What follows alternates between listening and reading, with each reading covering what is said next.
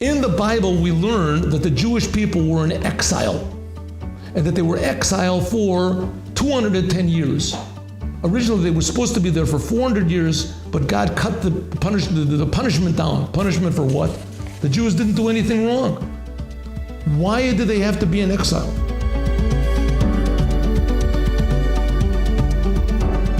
And that sometimes difficulties and challenges are good for us. I heard a story that there was once a person that went out in his backyard and he saw a cocoon moving. He watched with great interest and he saw a butterfly come out of the cocoon, and the butterfly was all wet and all this, and it was like sort of shapeless, and it came out and it made a tremendous effort in order to get out. First of all, one antler came out and another antler came out from the cocoon. When it finally came out, the butterfly was like totally just knocked out, just laying there. And it took it a while until finally it dried off a little bit and started moving, and then it flew away.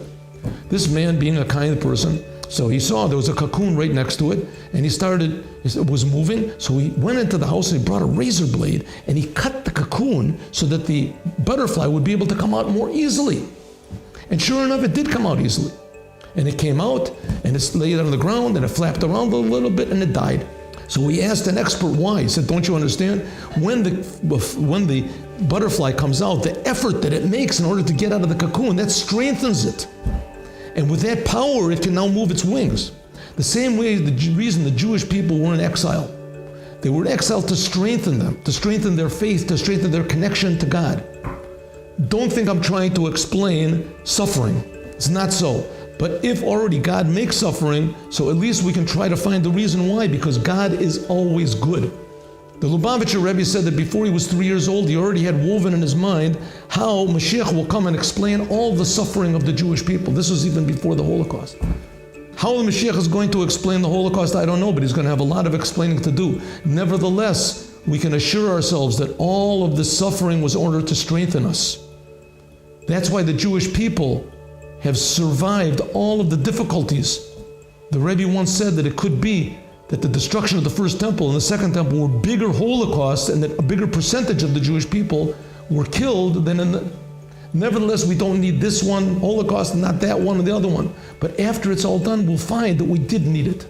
How? Who knows? But that'll come to strengthen us.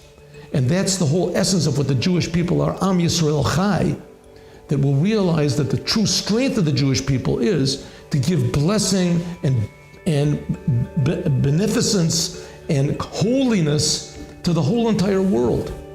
That's why we definitely need Moshiach now, to explain to us and to utilize all the suffering and the unanswered prayers that we've been going through for these thousands of years, and to make the world into a beautiful,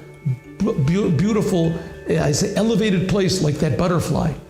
That we see that the whole world, in fact, is exactly the way that God wanted it, and that the whole world will be like a holy temple. That's why we need Moshiach now.